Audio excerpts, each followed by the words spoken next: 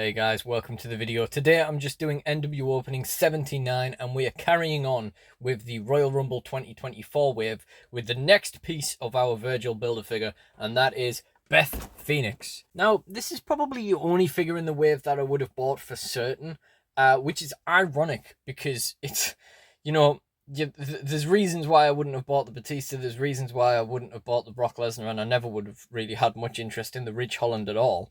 But, there's reasons why I wouldn't have bought the Beth Phoenix in the first place as well, but this is the only one I definitely would have bought, because this just isn't the kind of Beth that I would want as much as I want to be using Beth in my figure fed. That being said, there aren't a lot of Beth Phoenix Elites in case you haven't noticed, and you kind of have to take what you can get. The Decade of Domination one is probably the best one for my money. I don't know if there is any more. Is that a first Elite? I don't know. But that's the kind of era that I would want my Beth Phoenix from, as it will be taking over from my basic Beth Phoenix, which has been featuring in the figure fed so far, because this thing is just terrible. The posability on this, it's a word that does not apply to this action figure. It might as well not have those bits of articulation. But this is a really cool Beth nonetheless. It's from the Royal Rumble appearance where obviously she was doing a bit of a homage to Bull Nakano, which is ironic because we still haven't had a Bull Nakano figure from WWE. What's that about? We managed to get a Beth Phoenix Bull Nakano figure long before we got a Bull Nakano figure. What is that about? As I say, it's the next piece in our Build-A-Figure Virgil, and of course she's doing the standard Beth Phoenix pose, the crown pose in the box there. There's not a whole bunch else to say. We got Beth on the side there. Look at that hairspray job. Absolutely crazy. I wonder where you get that from. And like I mentioned last time, I think these are US import because they have the bio on the back. Of course, we opened Batista last time. We will be opening who's the arms? We'll be opening Brock Lesnar or Ridge Holland next. Teamed with her husband Edge as the couple extracted their revenge on Miz and Maurice at Royal Rumble 2022. Was it the year before where they returned? No, that must have been 20...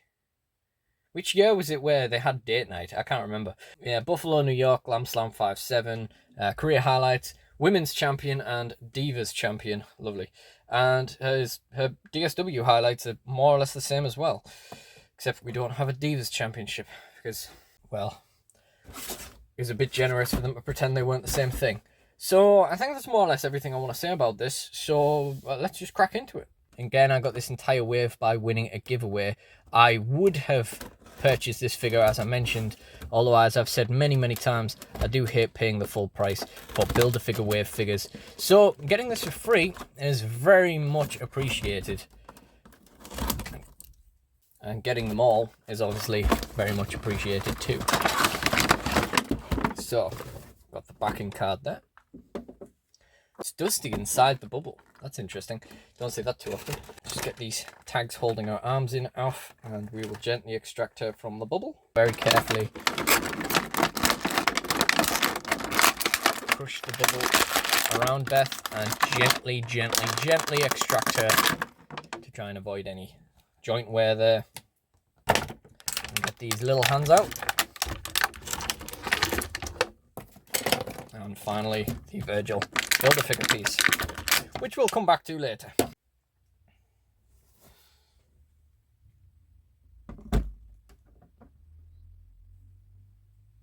So there we are, Royal Rumble 2024 Beth Phoenix WWE Elite figure out of box. And, there is an awful lot going on with this figure. So let's just kind of start at the top and work our way down.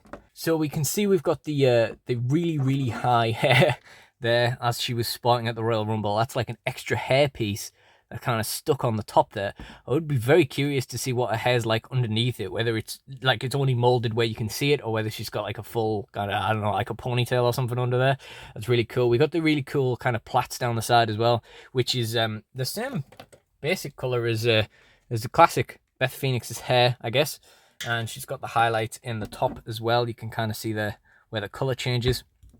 She's got the Bull Nakano face paint there. The face is painted really well, actually. Yeah, all the details are in the right place, and that's always a good start. And there's like the back of the hair as well. We got this little blue ribbon coming out of her hair as well. Am I right in thinking that's like an homage to her daughter or something like that? You can see on the top there, we've got nice little bits of blue nail polish on the hands, which is cool. We've got the kind of, I don't know, this Beth Phoenix sigil on the shirt. I guess I've not really looked at that before. And there's not an awful, oh yeah, there is actually. There's Beth Smash written in like the comic book brick wall there in blue flames, and Beth Smash on the other side as well. And it looks a little bit more warm than the first one, but other than that, not a whole bunch else going on there. And we've got the only accessory really is the rubber jacket that she currently has on. Now, I've recently been thinking, like, I've always kind of been the sort of guy where I'm like, as long as it doesn't get in the way of the functionality of the figure, I don't really mind whether it's rubber goods or soft goods. But recently I've been realizing that's not the case. I really prefer soft goods.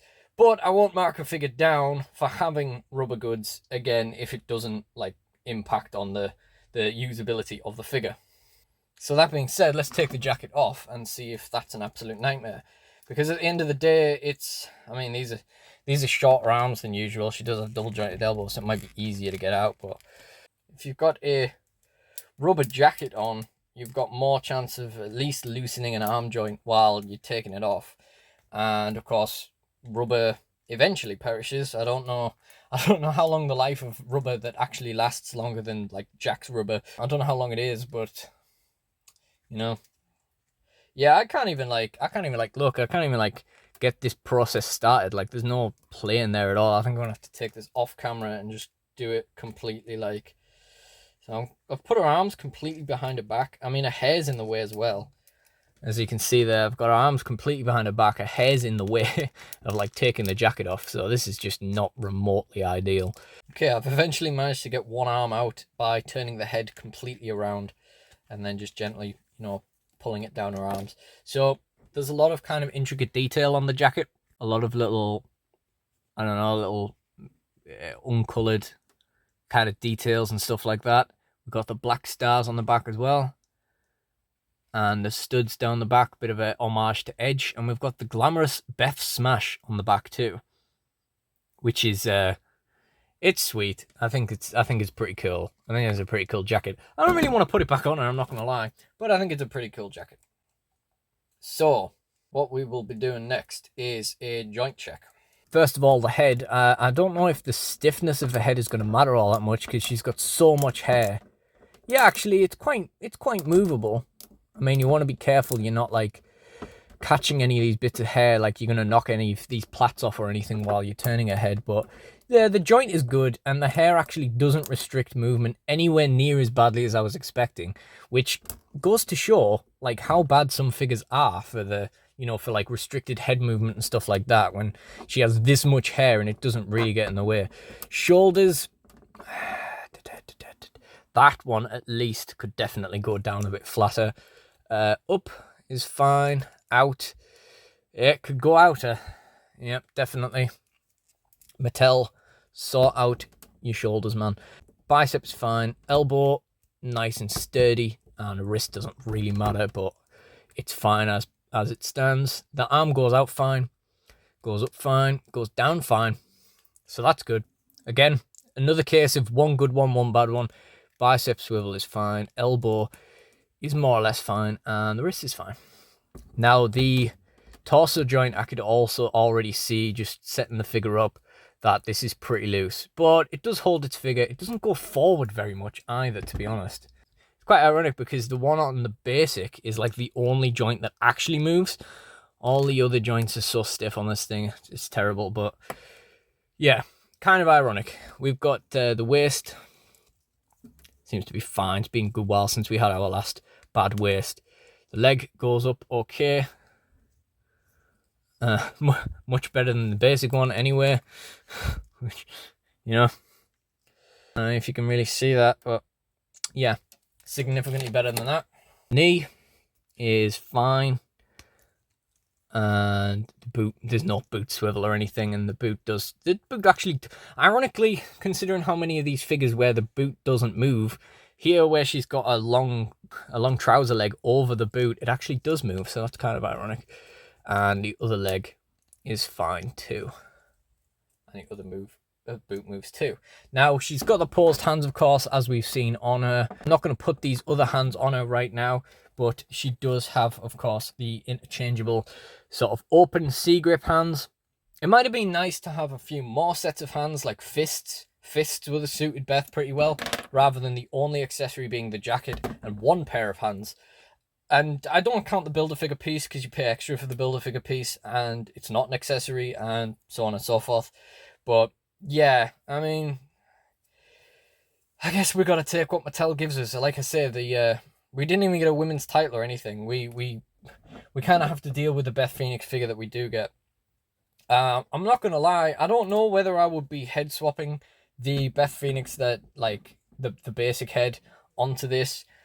I don't really want to, and I do like Beth in this gear, this Bull Nakano homage, etc. I think it's really cool, but you know, this is the head I've been using in my Fed, and it's definitely the figure that, you know, I would ideally want to be kind of using. I know that the Decade of Domination one is green, is basically just a green elite version of this, which to be fair isn't much different between an early Mattel basic, but this is definitely my favorite Beth Phoenix figure. As much as I love the green, I think this is definitely the best looking one, but the joints are terrible. You know, I've used this a handful of times and everything is just so rigid and stiff. You can't even get it to like sit down properly. It's terrible.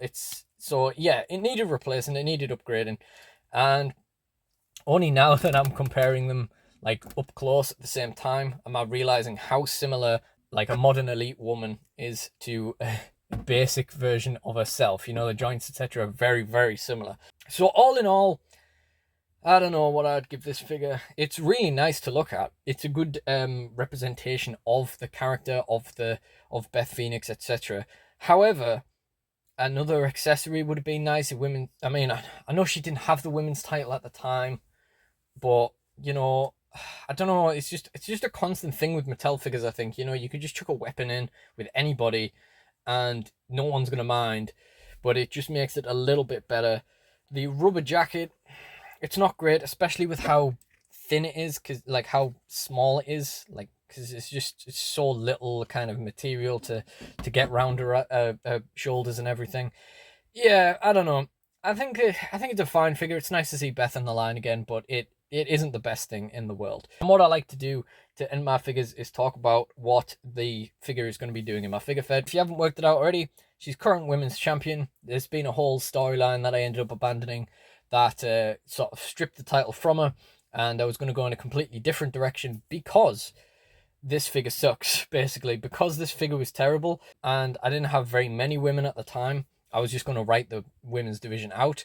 As things have gone, I've ended up with basically almost entirely what my dream women's division would be, so we kind of had to write it back in. That being said, it'll probably just be pick fed stuff. And then I ended up writing out, in me having not done anything for ages in my figure fed, I ended up writing out the thing that had costed the title in the first place, so I just put it back on her, and she'll have that for the time being. We'll see what happens there. But we are going to end this video by continuing our Virgil Build-A-Figure. So here is our torso piece. We've got the Virgil waistband there, and the ab joints. All right, it's pretty good. It's fine. And we are just going to pop that in there, and now we can check the waist joint. That's really stiff. That's really good. That's really good waist for a Build-A-Figure.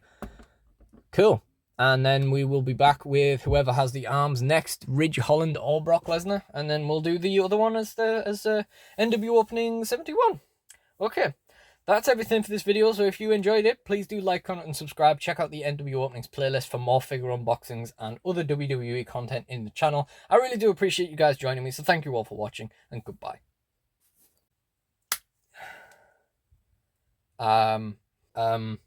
This wasn't meant to happen.